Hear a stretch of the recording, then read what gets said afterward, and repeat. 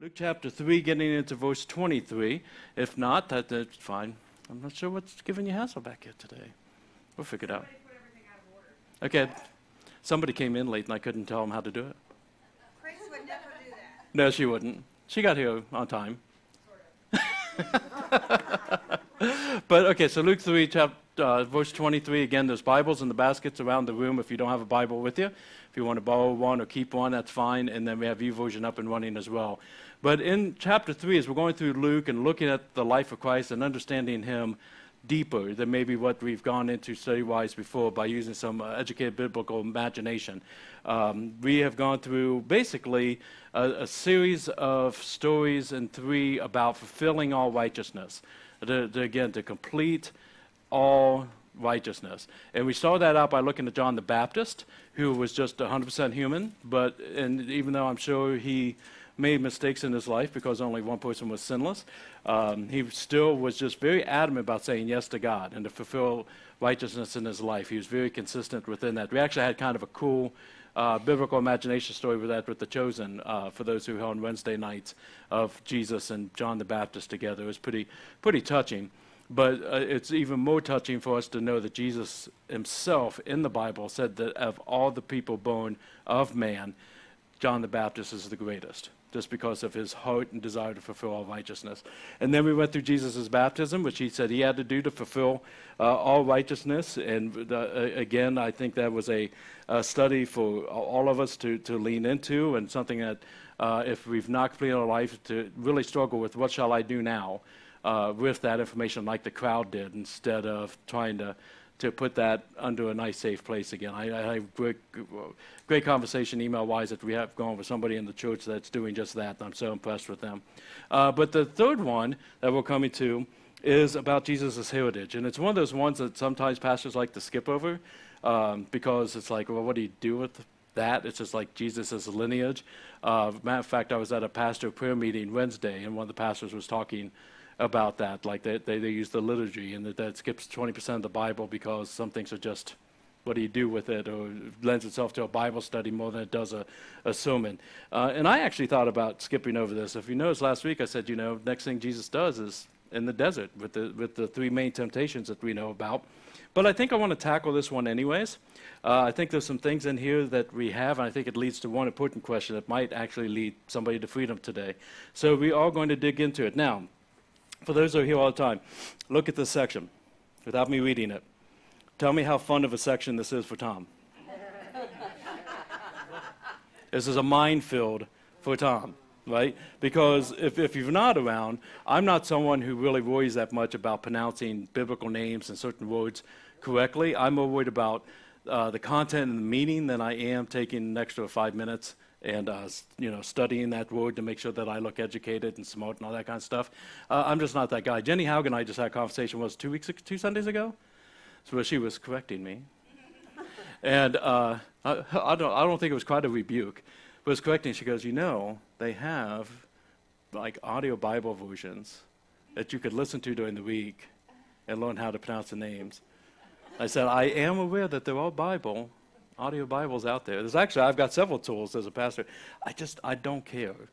And I mess up. And in all honesty, I'm fine not caring, because I'd rather you guys not overly care, because I want you to get the message. Again, like Hest and Hest.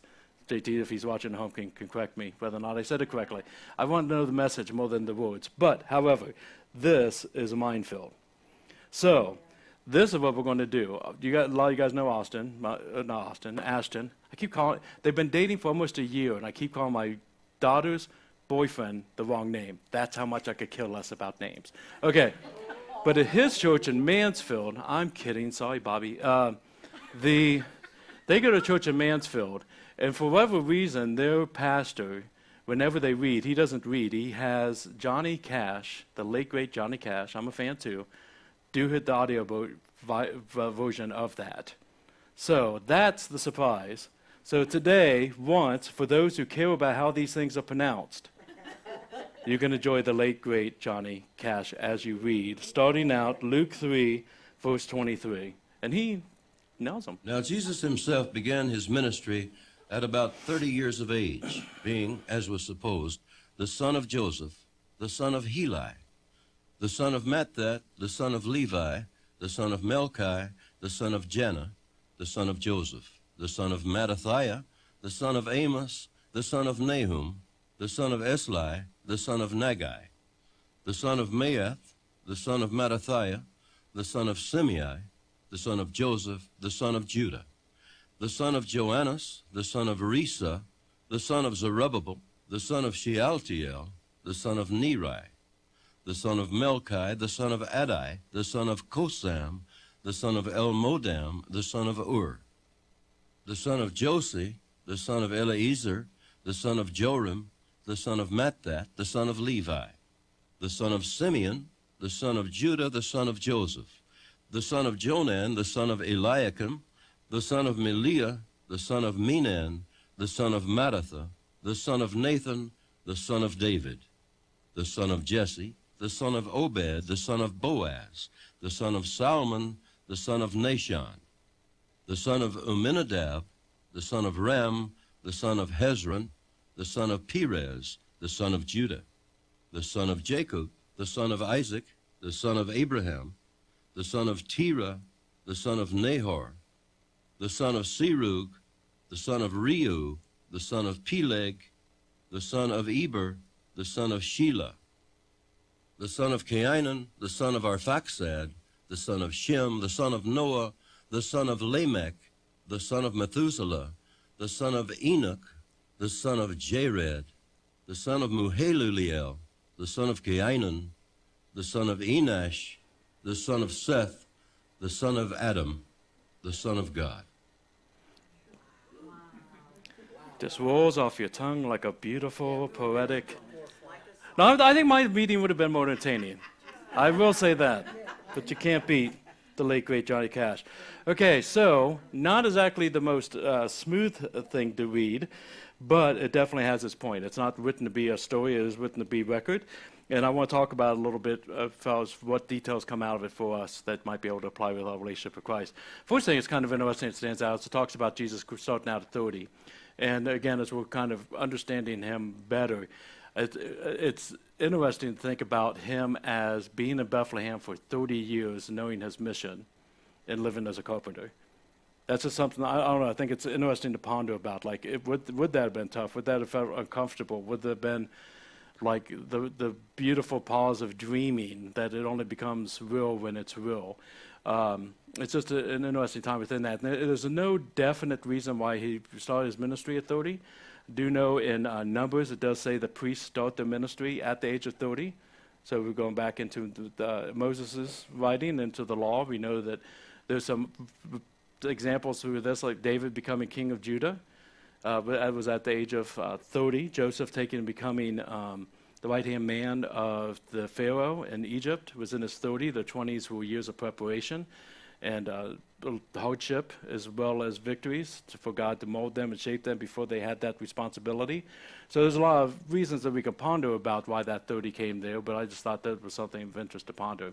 Outside of that, again, it's genealogy. It's looking at records. How many people like to look at the family records of their family? Yeah, okay. So there's several do that. My sister she did a great family tree for us. I am kind of a simpleton. I really don't know at this point if I'm German or Irish or where I come from. My heritage to me is Christian and hillbilly.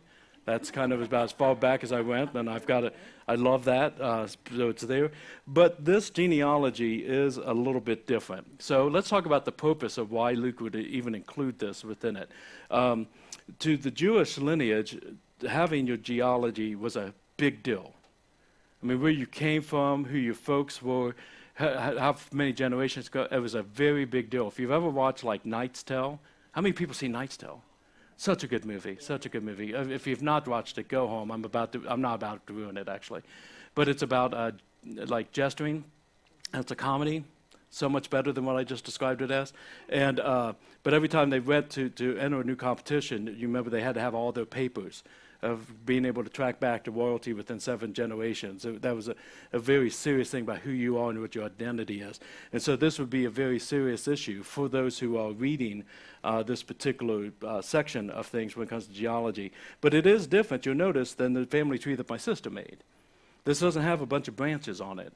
These are one-step connections from father to son, for the most part, going through, not everybody else. So you can make genealogies almost the way that Luke does it here and the way that Matthew does it in Matthew chapter 1, the way you want it to, but it's still the same lineage. So in other words, like in my family tree, if it comes down to a few generations ago and there was David and Bruce and Sarah, then they could choose which one of those children they're going to for the next person. So we might not ever hear about Sarah and Bruce. You see what I'm saying? It's a one line straight through for a particular purpose. Now in Matthew's, you don't have to go there, but if you do have YouVersion up and running, I do have it there for you.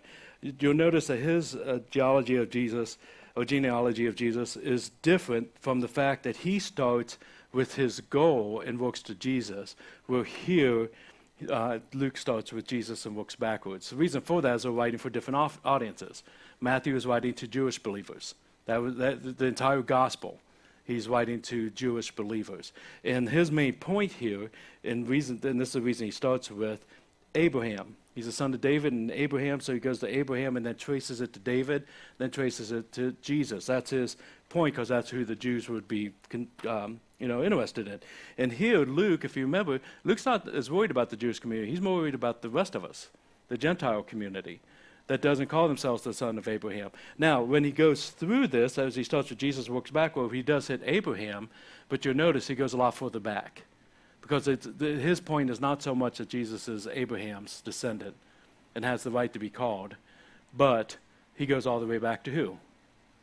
God.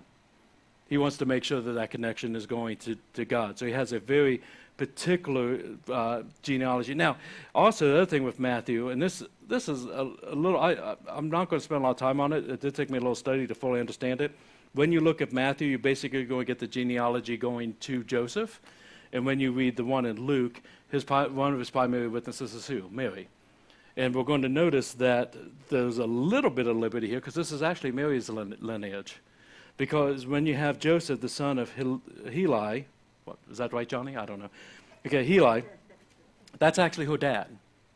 It was a closeness of the son of. And so we find with Mary's lineage instead of Joseph's lineage. And again, remember when we started this, Mary and Joseph are very well believed to be closely related, more than likely second cousins. So there is a lot of shared lineage within this. So there's a lot of different things that they have within this. Now, one of the things that's kind of interesting here, this is a side note, if you're into this kind of thing, most of us go through either a season of wrestling with this or talking to somebody else, like, is Adam real? Or was that like a poetry story? Or is that a representation of men? Or what that case would be? And I know there was a period of time I kind of wrestled with that a little bit. But here we have genealogy going back to right before God, Adam. When we hear Jesus talking about Genesis, he confirms Adam as a person. So that's something to consider, something to look at. If you want to do deeper study, you're more than welcome into. So there's definitely a purpose here that he's sharing it. And then we have to look at the players, right? We've got a ton of players, and most of the ones that we know, because we don't know, have access to several of these, have easily pronounced names, which is awesome. So we can expand on those a little bit. Does anybody see anybody that's like somebody they really like, or someone that they're a hero, biblical hero of? You guys all okay, Monica, who? Rahab. Why? Oh, wait. Kind of. You see Rahab in there? Where's Rahab? What verse? Are you talking about Matthew or Luke? Yeah, get out of there, Luke. Yeah. We're all going to talk about that, though, because Luke he adds in women. That's the thing that's different about his. He adds in the moms as well. So you do have Rahab the prostitute, who was Gentile, grafted into God's family through her faithfulness when she protected the spies when they were spying on the Promised Land. So he does have an interesting take. Anybody see anybody inside of Luke? Boaz? Why Boaz?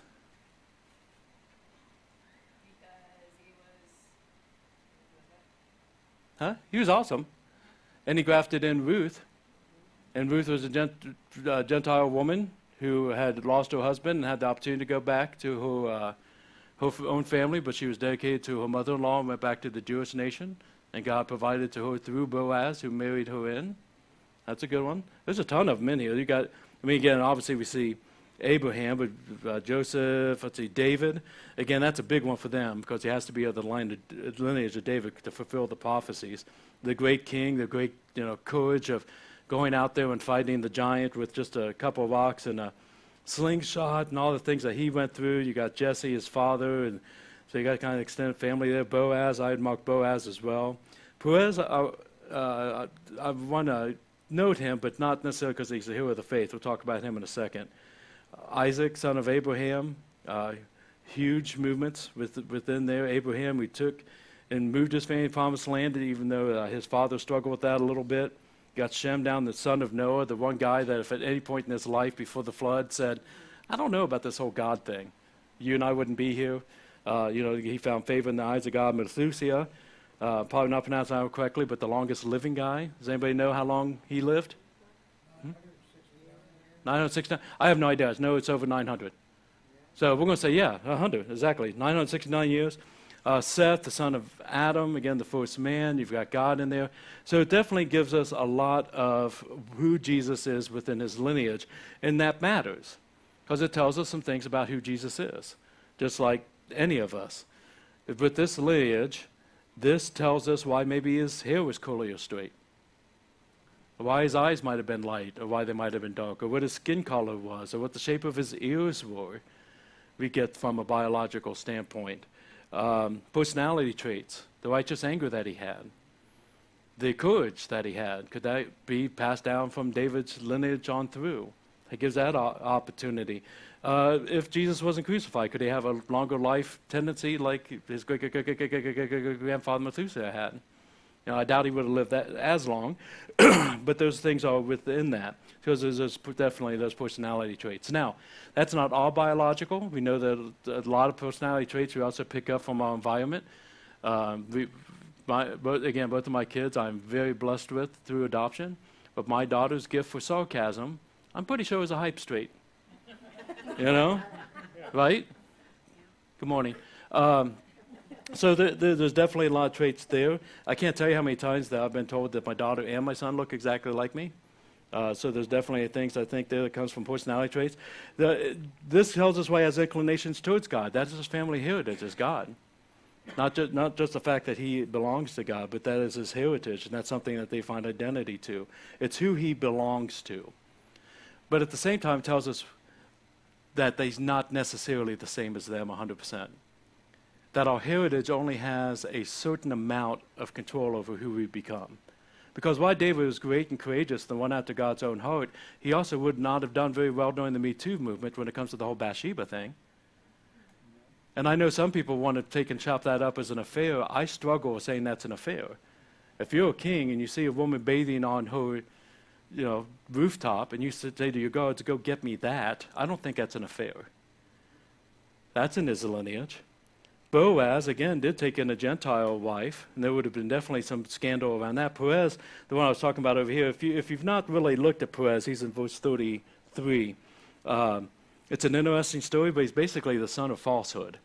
His mom is Tamar, his dad is Judah. And again, I'll leave it for you to study a little bit more, but the short story version of it is Tamar to have righteousness, needed to have a child through Judah's line, and he would not give her a son, one of his sons.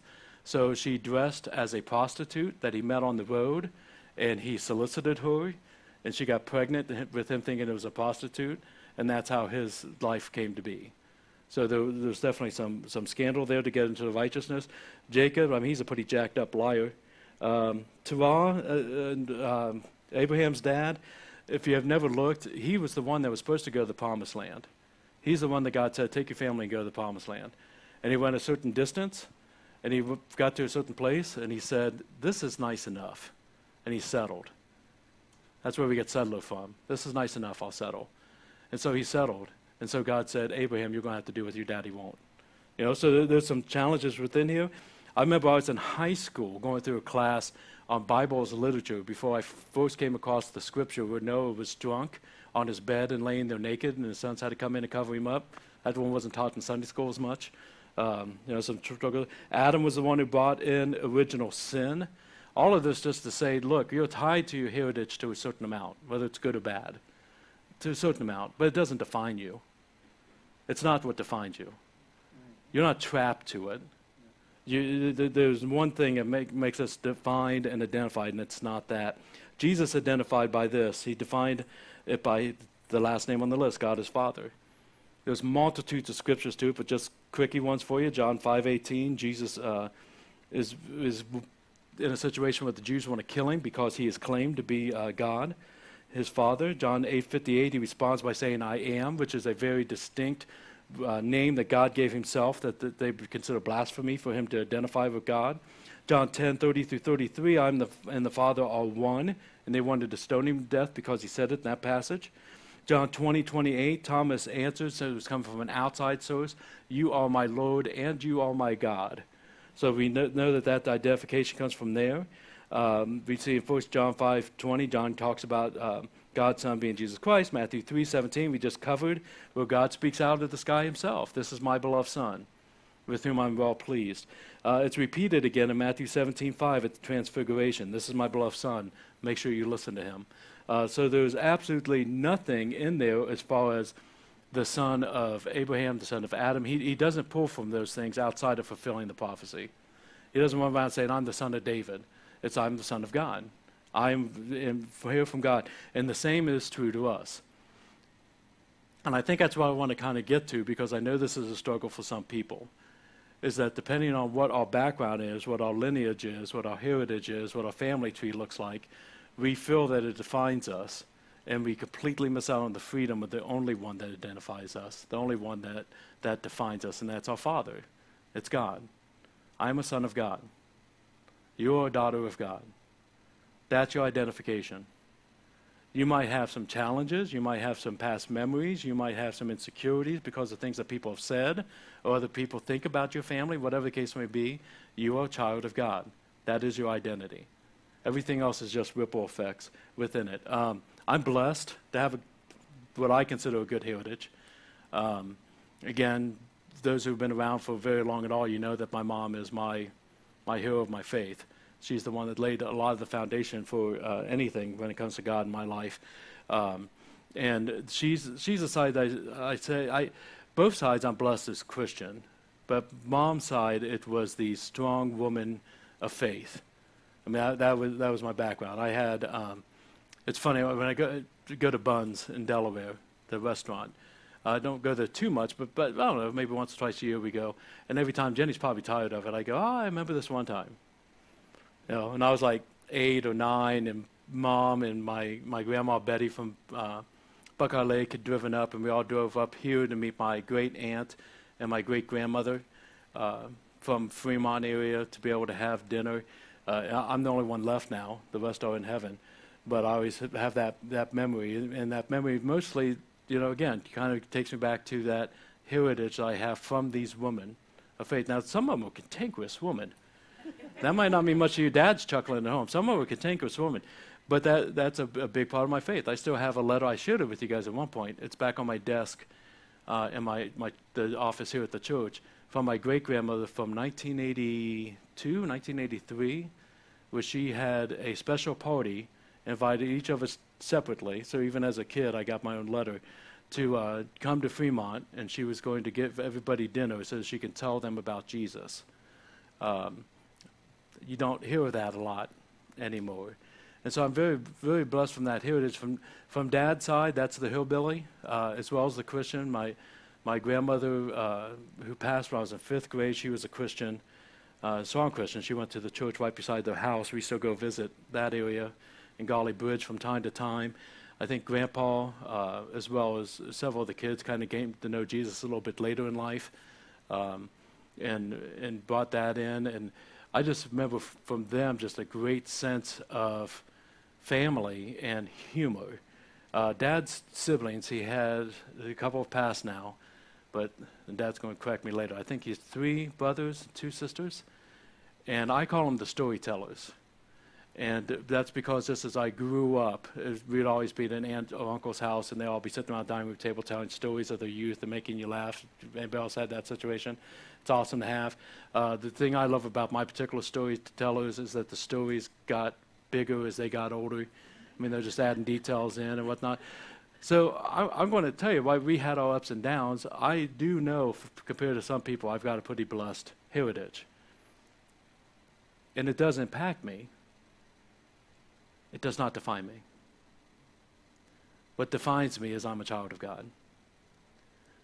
He is our Father. He is the one that matters. And so if you are struggling with how you define yourself, and all of us know this logically, but it's not something we embrace very quickly. I don't know if it's some kind of false humility or whatever. We know we're not as bad as we define ourselves because our friends tell us all the time to stop putting you down. Right? We know that. And then your friends will put themselves down and you'll be like, oh, don't do that. You're so wonderful. You're so beautiful. You're so awesome. You're so sweet. I just don't want to believe it about me. Getting into the Word, reading His promises, listening to what Jesus has done for us, to truly get our mind around, ready for it? Hest. Mercy upon mercy. To get everything from someone that you deserve absolutely nothing from, our Lord. That's your identity. And some of us need to talk to Him about that a little bit today.